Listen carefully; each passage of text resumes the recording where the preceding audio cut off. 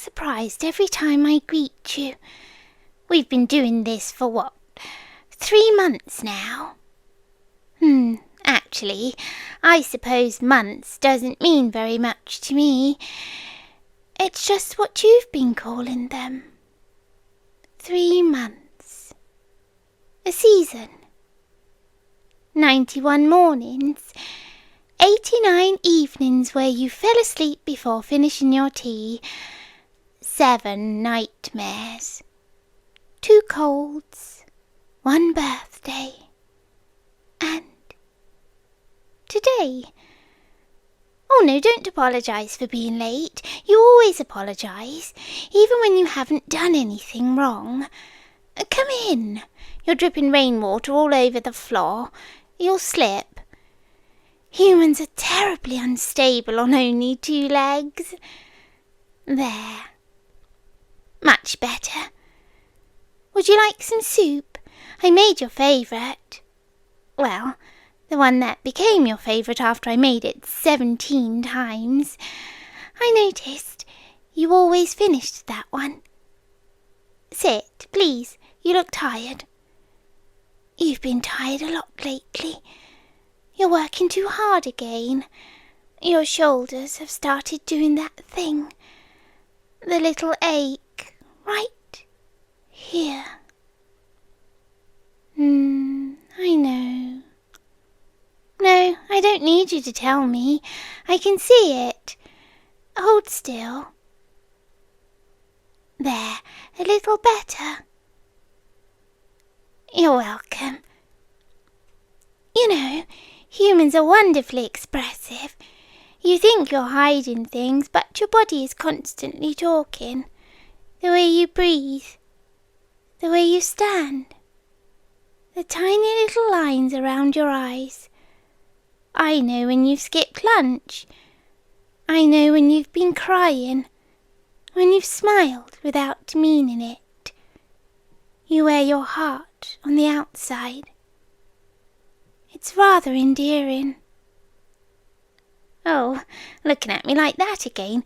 Go on, ask. Yes, I know what you're wondering. Why do I always know exactly what you need? Because I pay attention. Isn't that what people who care about each other do? No, perhaps not to this extent. Still, I like looking after you. Actually, I love looking after you. It's become the favourite part of my day. Eat. The soup will get cold. Good. Slowly. You'll burn your tongue every single time. There, see? Much better. I've been thinking. You should stop going outside so much. No, not forever. Just less. The city isn't very nice to you. Every time you come back, you seem a little smaller. Not physically. Inside. Someone says something cruel, and someone expects too much. Someone forgets to appreciate you. Then you come home, quiet, trying very hard to convince yourself you're fine, and I don't like it. You deserve gentler things, like warm soup, soft blankets, books, rain against the windows, quiet evenings, safety, especially safety. What? Why are you smiling? Because I sound overprotective, do I? Perhaps. I've never really understood how much protection is too much. Where I come from, there isn't really such a thing.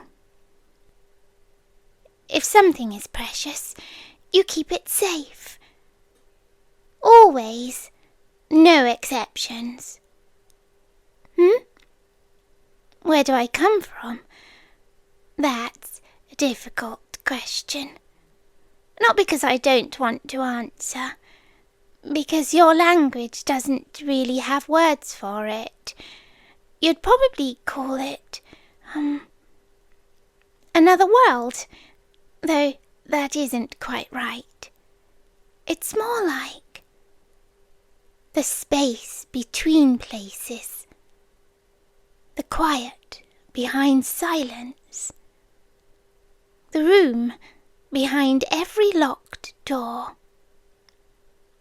I lived there for a very, very long time, alone. You know, loneliness changes people. It changes creatures too. At first, you stop talking. Then, you stop expecting answers. Eventually, you forget what another voice sounds like. I think I'd forgotten my own until I met you. Do you remember? No, of course you don't. Humans rarely remember encounters with my kind. Not the first ones. You were walking home, late. Far too late. It was raining. You'd had a dreadful day. I could taste the sadness from halfway across the street, and you stopped, looked into an empty alley, and you said, "I hope whoever's hiding there gets home safe." And you weren't talking to anyone. You thought you were alone. But I was there, watching. For the first time in longer than I can measure, someone looked directly toward where I was hiding and wished me well. Not because they wanted something, and not because they were afraid. Simply because they hoped a stranger was okay. You have no idea what that did to me. I followed you home, not to hurt you. I don't think that thought even crossed my mind. I was curious. The next day, I followed again, and then the next, and then the next. Humans are fascinating. You collect little routines without noticing. The same cafe, the same park bench, the same song humming under your breath when you think no one's listening. I learned all of them. One evening, you forgot your keys. You sat outside your apartment laughing at yourself. You looked at the sky and said, "I could really use a friend." And so I knocked on your door. Well, eventually. There were a few details to work out first. Leases, identification, human paperwork is exhausting, but I managed. And then, suddenly, I was your new roommate. Funny how easy that was. You accepted me almost immediately, and I still don't know why. You just smiled, helped me carry a box I absolutely did not need help carrying, and asked if I liked tea. No suspicion, no fear, just kindness. It was dangerous, not for you, for me, because kindness is addictive. I started wanting more of it. More conversations, more shared dinners, more quiet evenings, more reasons to hear you laugh. And then something happened. One morning, I woke up and realized I'd begun thinking of you the way my people think of creatures we treasure most. Not servants, Not toys, not possessions. Pets. Oh, look. I know how that sounds, believe me, I know. Human language is terribly clumsy sometimes. When I say pet, I don't mean lesser. I mean beloved. Someone whose happiness becomes your responsibility. Someone whose safety matters more than your own, and someone you make a home for, who you feed and comfort and protect. Someone whose trust is the greatest gift you'd ever been given. Among my kind, to call someone your pet is the highest honour we have, because it means I would sooner let the stars burn out than allow harm to come to you. I didn't realise humans heard that word very differently. I suppose I should have explained sooner. Instead, I accidentally told the mail carrier you were my favourite pet. That was an awkward afternoon. You look concerned. No, not offended. Concerned. Was it the word? Pet. I thought it might be. Would you help me understand? What does it mean to humans? Oh, I see. Ownership, control, something small, something that doesn't choose. Oh, no wonder you've been looking at me like that. Oh dear, I think I've made a terrible mistake. I'm sorry, truly. Sometimes translation isn't just words, it's an entire way of thinking. Among my people, we don't own living things. We couldn't. The idea would feel strange, cruel even. The word I chose was the closest sound I knew. Not the closest meaning. May I try again? The closest meaning would be the one entrusted to my care, or the life I treasure above my own. Neither is very elegant. Our language was never meant to fit inside human mouths. I wish I had understood sooner. You've been wondering, haven't you, whether all the kindness, the cooking, the blankets left outside your bedroom when you fell asleep on the sofa, whether all of that came with invisible strings attached. No, never. If you had told me I don't want you in my life anymore, I would have left, quietly. It would have broken something inside me, but I would have gone, because affection,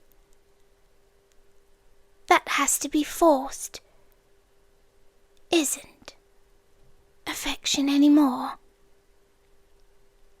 It's loneliness, pretending to be love. And I've had enough loneliness to know the difference. May I tell you the truth? The whole truth this time.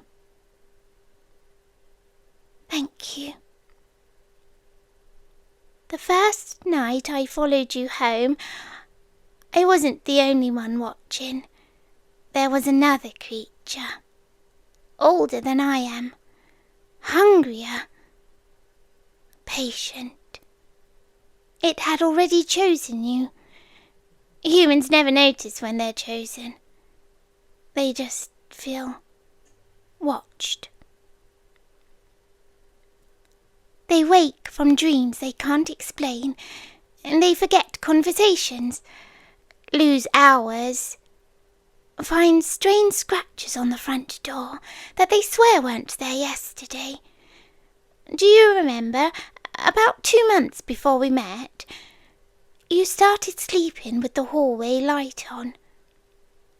You told yourself it was because the apartment felt unfamiliar. It wasn't. You kept hearing footsteps, not above you, not outside, but inside, just beyond your bedroom door.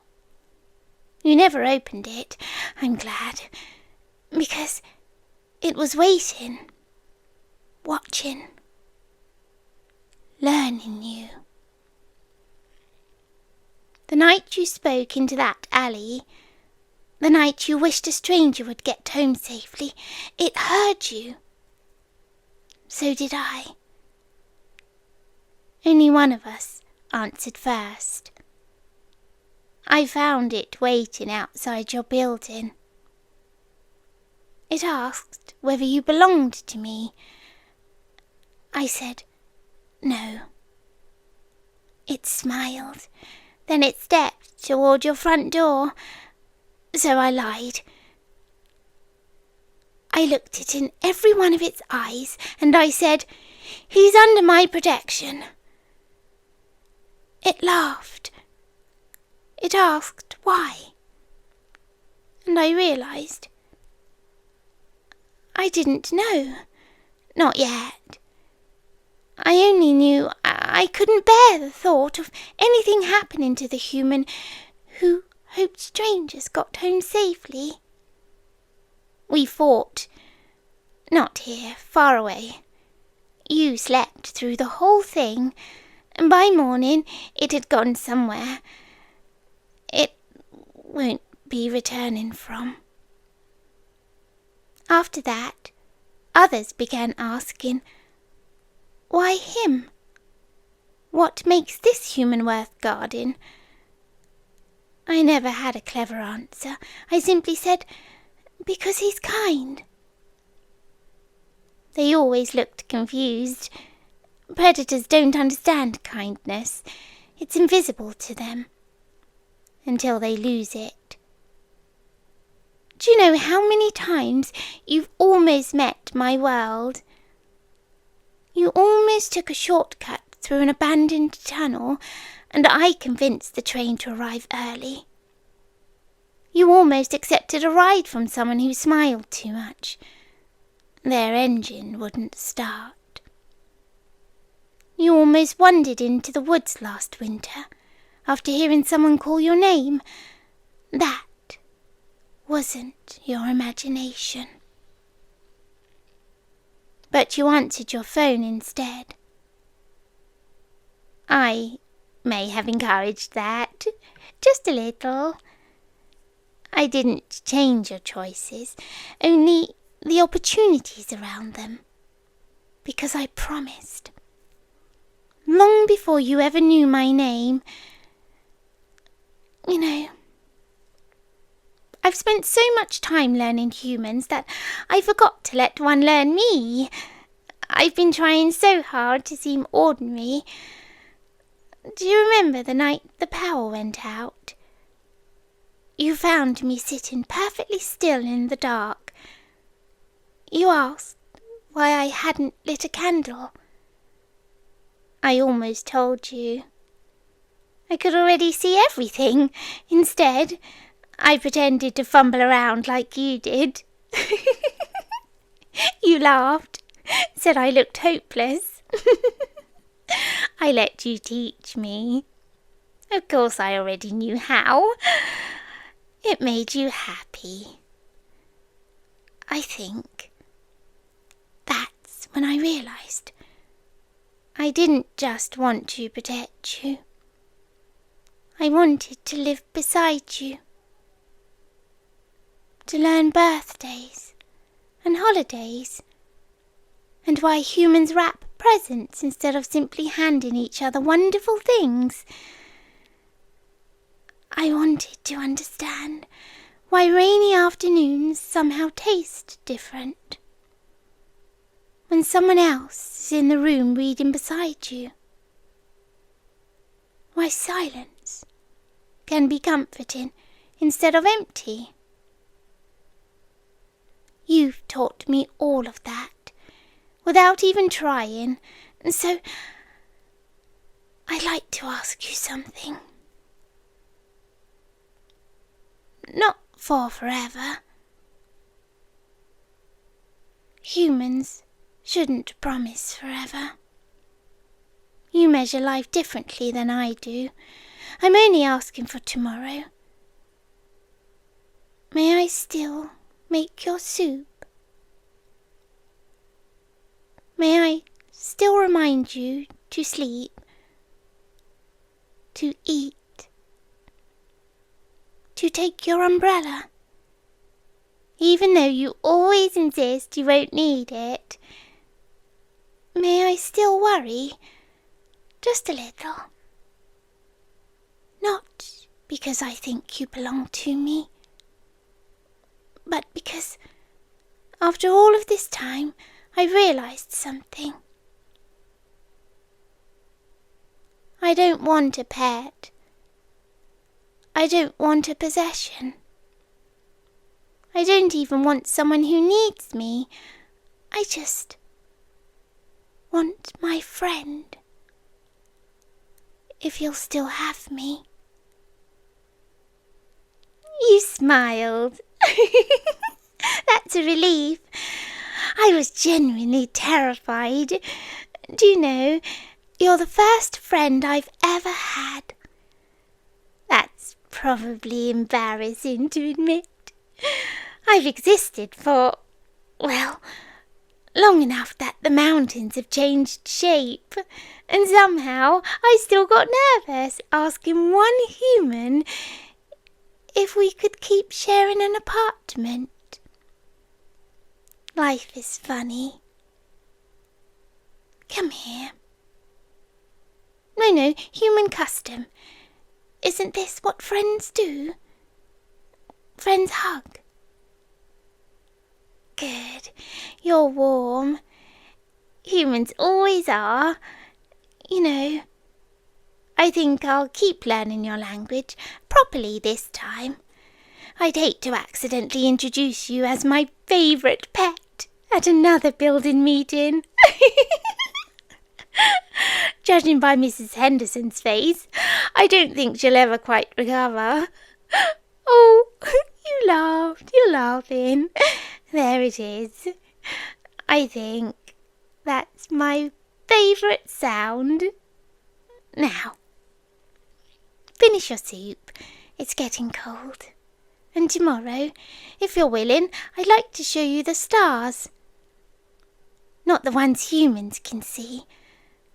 The ones that have quietly watched over us both